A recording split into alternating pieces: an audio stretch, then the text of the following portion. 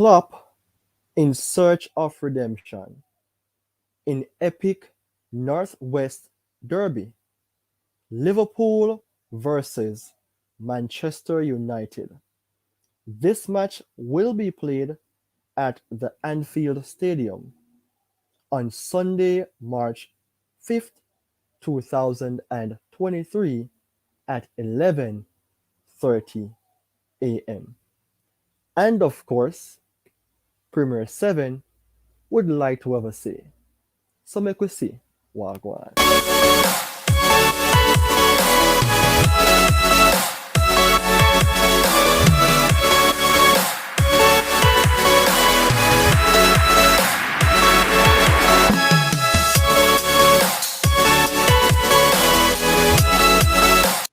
Welcome to Premier 7.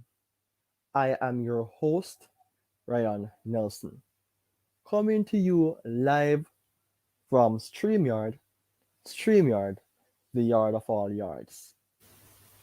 I just want for you all to realize that this coming Sunday will be a game of fire.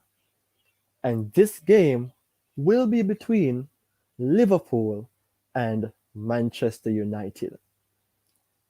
Right now, I can't wait for Sunday to arrive because I really want to see which one of these two bosses would lead their team to victory. Yeah, so of course, Liverpool versus Manchester United. This game will be on Sunday, March 5th, 2023 at Anfield, 11:30 a.m. And of course, that is the topic for today.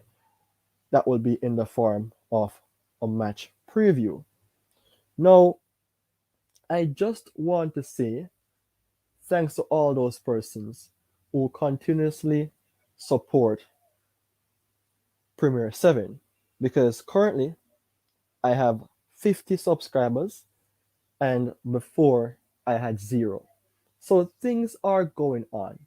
And I just want to say thanks to those persons who are helping me out here to have the energy and the endurance to continue.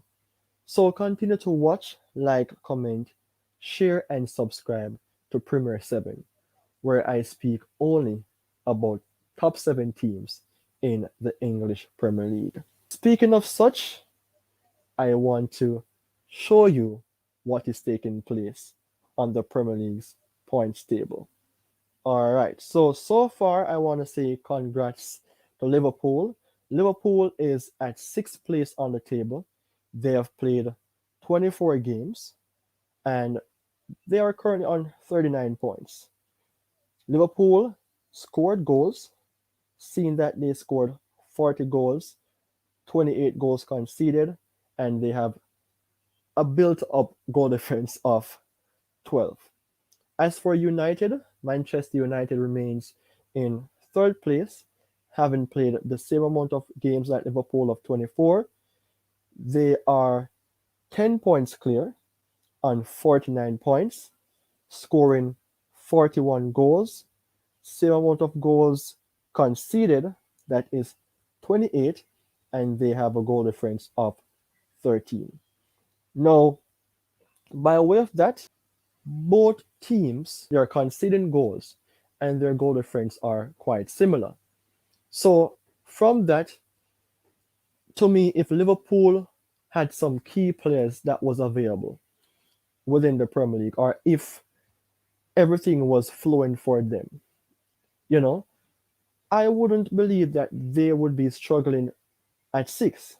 Possibly Liverpool would be in the top 4 because over the years, based upon the arrival of Klopp and when he came in and he was cement in Liverpool, only Manchester City was the major rivals. And United was on the flip side, around the top 5. But now, because Ten Hag came in, he's making a major difference for Old Trafford. Now, of course, by way of saying that, I just want to share with you what the winning probability dictates about this game coming Sunday. Now, don't be surprised. Liverpool, 38%. There's a draw of 27%.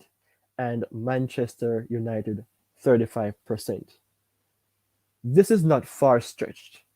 And based on previous results, that is the reason why you're seeing such. It contributes to this percentage based on winning probability. I want for persons to realize that it doesn't take only one game to decide who have the better chance of winning games. You would have to go back to the last 5 games, and that is what I'm going to do to show you what was the previous 5 games results between both teams. So over the last 5 games, the last game that was being played between Manchester and Liverpool was at Old Trafford on the 22nd of August 2022. United won that game by 2 goals to 1. Goals coming from Jadon Sancho and Marcus Rashford, and Salah scored a goal for Liverpool. But let's move on to 2022 on the 19th of April. At Anfield, Liverpool hit United for 4 runs. 4-0 was the result. And before that, on the 24th of October 2021, the results was even worse. At Old Trafford, United went down by 5 goals to 0 to Liverpool. And to wrap things up here, on the 13th of May 2021, in the Premier League at Old Trafford, United suffered another defeat to Liverpool by 4 goals to 2. Liverpool was on a streak, beating United 4 goals to 2. Such a disappointment. Whether or not it is at Anfield or Old Trafford, Liverpool was always the victors. And by way of that, on the 17th of January 2021, that game was leveled at 0 at Anfield. So no one should be complaining as to why Liverpool doesn't deserve to have the 38% over Manchester United, because 3 games out of the 5, Liverpool, it's like they rubbed United face in the ground, almost buried their face under the ground, because those defeats were horrible for a big team like United to suffer. But Liverpool was on form. But this season, something is wrong. Maybe Klopp did not receive the players that he wanted, like a Jude Bellingham. And, also for me, his style of play could have been better. I spoke about that in the last video, where I said Liverpool's horrible run continues. But now Liverpool is 6th on the Premier League table. However, a revelation has been done at Manchester United. This is Erik ten Hag's first season. And Manchester United is performing way beyond expectation. Because, in the summer, Ten Hag wanted De Jong, he wanted Timber, he wanted Nunes, he wanted Gakpo in January, and he did not receive the key players that he wanted. He received some, but his main targets weren't achieved. But now, United won a Carabao Cup against Newcastle on Sunday. That is last week Sunday, with players just performing as to how Ten Hag wanted them to perform. However, United is not the end product, but Ten Hag is a genius. So, of course, I would conclude to say I don't even disagree with this. Liverpool 38%, a draw is possible as well, 27%, and Manchester United 35%. Now, speaking of such, fans comes to ball games to watch players and to yield key results. And by way of that, they look for not only their favorite players, but players who are instrumental to their team's victory over the years, and that can transition into the game on Sunday. Now, key players to watch out for: Salah, and Casemiro. That should not ring any bell to anyone's ears because these two players, even though Salah isn't on his best form, his records against United is phenomenal. His performances for Liverpool over the years since he came is extraordinary. Salah is known to be one of Liverpool's best, if not the best, player who plays in the forward line for the team, scoring many goals. Now, Casemiro, the wall of Manchester United midfield, he is way beyond imagination. First season at United, and he's ripping it up in the Premier League. Winning even a trophy in his first season. And of course, I want to share some key information about both players. Mohamed Salah, he looks happy again. He looks red again, as if he's saying here that Manchester United, let me even laugh before I even meet you all on Sunday at my home at Anfield, because whether or not I am at my home or at your home at Old Trafford, I will score not only one goal, but I can score a trick. So let's have some information shared here for Mohamed Salah. And this is coming to you all the way from Who Scored. Currently 30 years old, he's an Egyptian, the Egyptian king. He wears the number 11 shirt and he plays in numerous positions. Seen here, attacking midfield, center, left, right, forward. Mainly, Salah is a right wing forward. We know that. Now in the Premier League, Salah is picking up back, right? He's picking up back the pace. A bad start to Liverpool season, but Salah is almost close to double figures. In the Premier League so far, Salah played all games, 24 games, starting in every game, with minutes of 2,139, scoring 9 goals, 5 assists. It will improve over time. His rating is 6.99.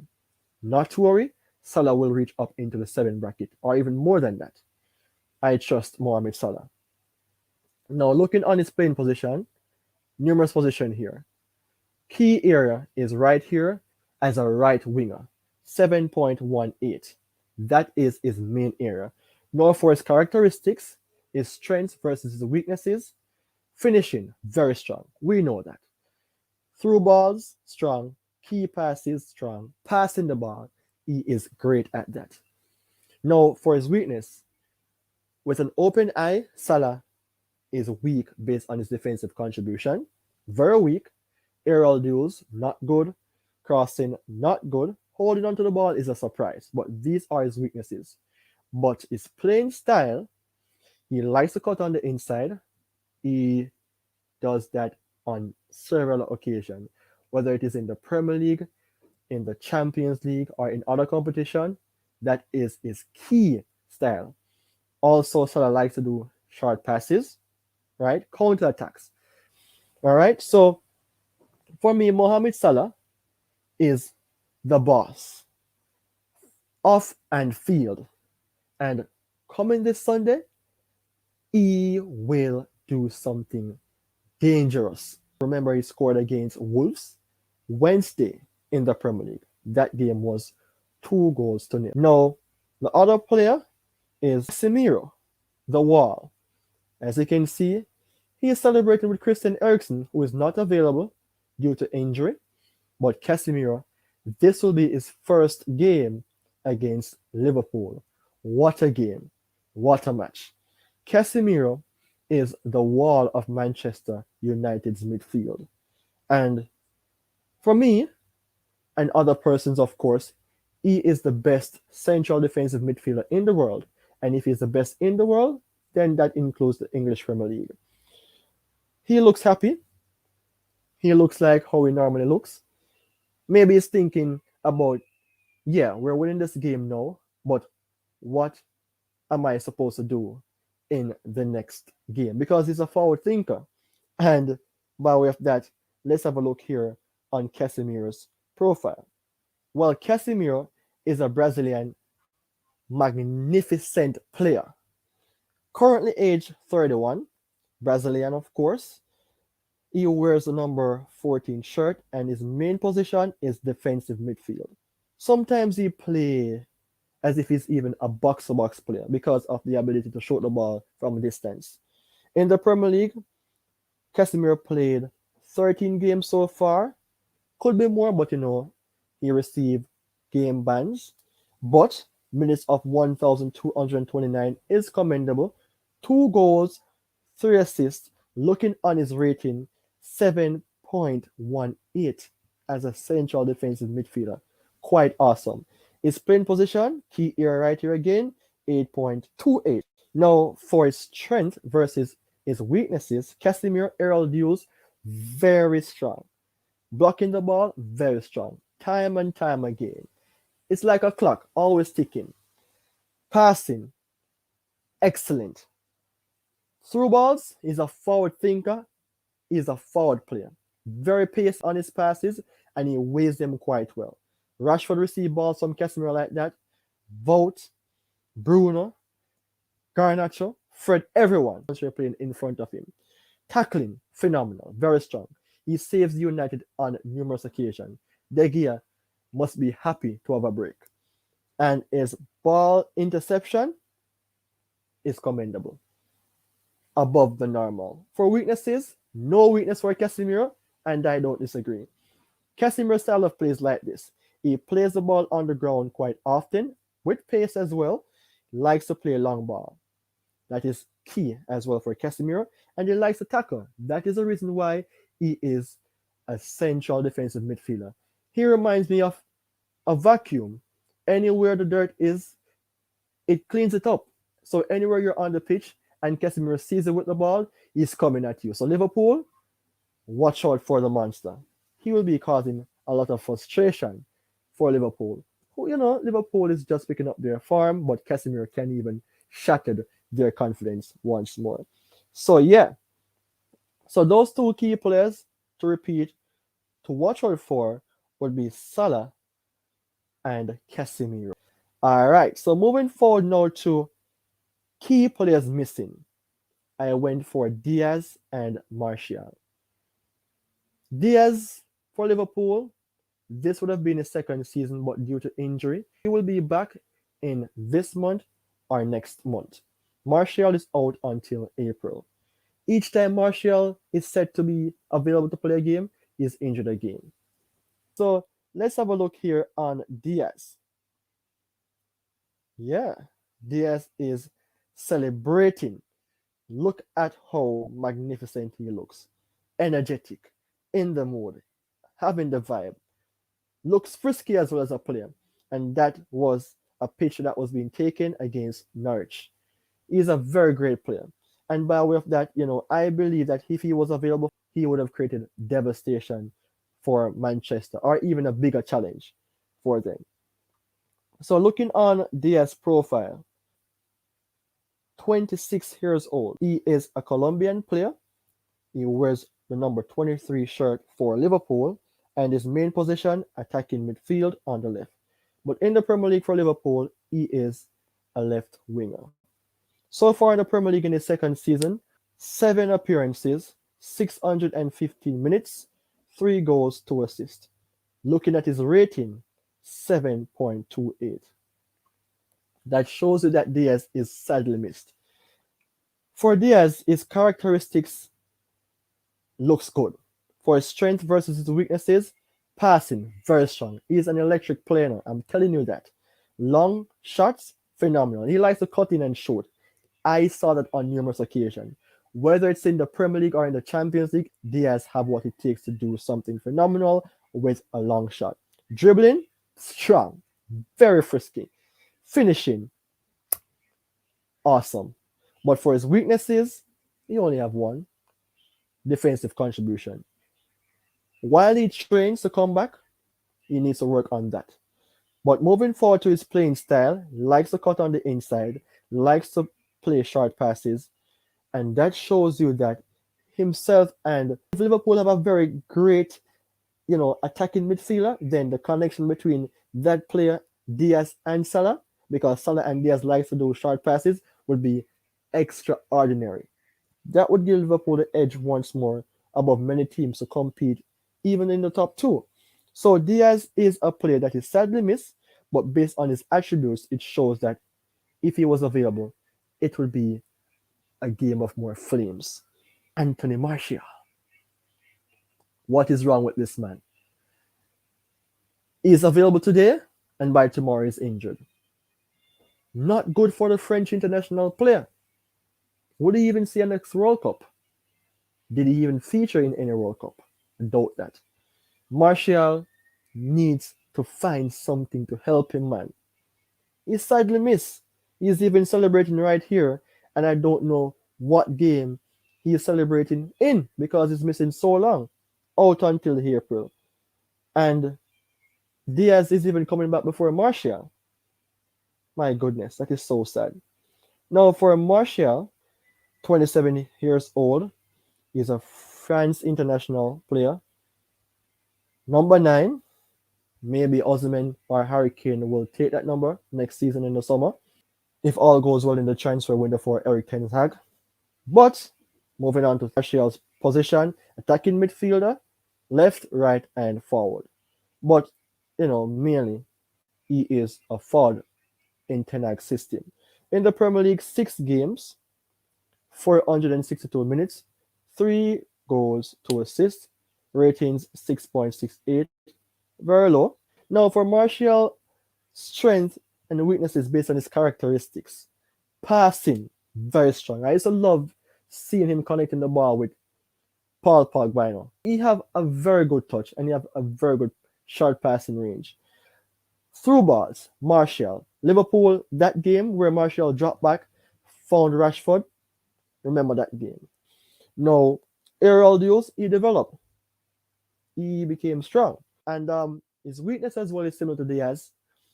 Defensive contribution is weak. But for Anthony Martial's style of play, he likes to play short passes, touch and go. So he's a person who even hang on to the touch line if he was supposed to play on the left wing as well. He's great at that. Over the years, he play in numerous positions. Sometimes he's a left winger, sometimes he's a forward. But when he was playing more games, like on the other managers, he was more so known as a left winger because his connection with Luke Shaw, touch and go, was phenomenal. And he always hang on to the touch line. But now he's a forward and now he is unavailable. Just imagine how much of a blessing it would have been for Manchester if Anthony Martial was available.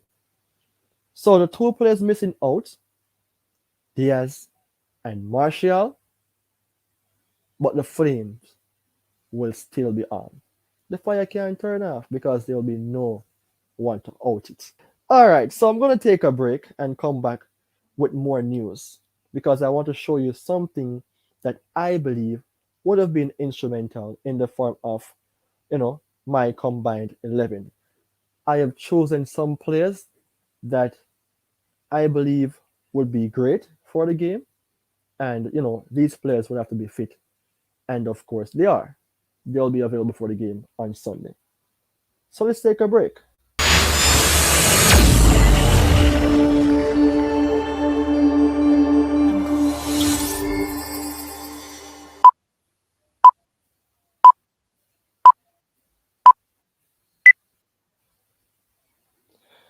All right, so thank you so much for coming back to the last segment of Premier 7. And to remind you, I currently have 50 subscribers, right? Just to remind you all, I want for you all to continue watching, liking, commenting, sharing, and subscribing to Premier 7 for more awesome news. Now, the topic for the segment is my combined 11, and I'm going to share the team with you right away. Now, definitely with my team here, I would go for a formation of 4-2-3-1. I won't be the coach, but I would choose Eric Ten Hag. He is better off than Klopp this season. Not to say he's a better manager, but based on performance that yields better results, he is the man. In goal, De Gea. better keeper than Allison in regards to saving his goal. Whether or not there's a good backline or a poor backline, De Gea leads this race. Right back, Trent is weak as a defender. We need somebody who can pocket players. Wan-Bissaka. Wan-Bissaka improved over the months being at United because many persons thought that he would have been sold, but Ten Hag found something in him, his confidence developed, and even going forward, he's playing better. Trent needs to improve defensively. From a long time, he's weak as a defender. I consider him as a right wing back. Centre back pairings, Varane and Van Dijk. Matip, no comparison. Martinez can be compared to Van Dijk, but Van Dijk is way beyond Martinez right now. So that is the two. For left back, this is the position that many persons will say Robertson. But the reason why I go for Luke Shaw is dominating, and he can play in different positions. Sometimes, for instance, the defender may go forward. Luke Shaw can tuck inside as a centre back, like within a back three. If formation should even change, just saying, and he can do a good job. He was the person who caused misery for Erling Haaland, who only got 2 shots in the derby, and those shots were even off target. When Martinez was playing, it was problem. United went down by 6 goals to 3 against Man City. But on the flip side, when Shaw plays at the centre back position, he knows how to play outside of his best position. And for left back right now, he's playing like how we wanted for him to play over the years. So Luke Shaw. In the midfield, I went for a Manchester United 3. Casemiro, I have nothing to say. No one in Liverpool's team right now, or even before, can do what Casemiro is doing. He's a wall in the midfield. Fred, you played some excellent games. You played well against Newcastle in the Carabao Cup finals, against Barcelona in the Europa League. His chemistry with Casemiro is magnificent. Once more. I mean, Fred and Casemiro, I was surprised that Tete did not use both of them more regularly in the midfield for Brazil, because those two players were the ones who gave Brazil that balance going forward into the World Cup. But, Bruno Guimaraes and even Paqueta was given more opportunity. But in the Premier League so far, Casemiro and Fred. If to compare with Liverpool, to choose 2 players, I would go for these two because of their chemistry. For the front line now, number 10, of course, in the midfield once more, as an attacking midfielder, Bruno Fernandes. Liverpool doesn't have an attacking midfield player, really. Firmino can do a job like that, but no, off age, not playing many games. Bruno is an engine, he's a tank, he's a leader. Left wing, Sir Marcus Rashford. Put your finger at your head right now and focus. He scored against Liverpool, not often, but he scored against them before, and he can do so again. He has the ability to score against any big teams. And if he's scoring against big teams, he's scoring against lower teams. And he's having the form of his life. Right hand side, the magician, the Egyptian king, Mohamed Salah.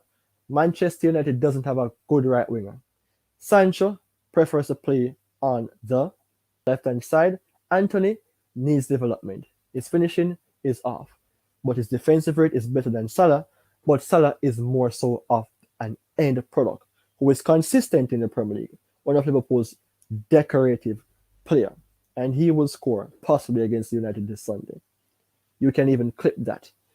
Forward line, Wout Weghorst, no. Martial unavailable. Firmino not playing really. Jota, nope. Darwin Núñez. Gakpo, no. Gakpo is just coming to the Premier League. That should not be an excuse, but Gakpo isn't the right fit for such fluent front line.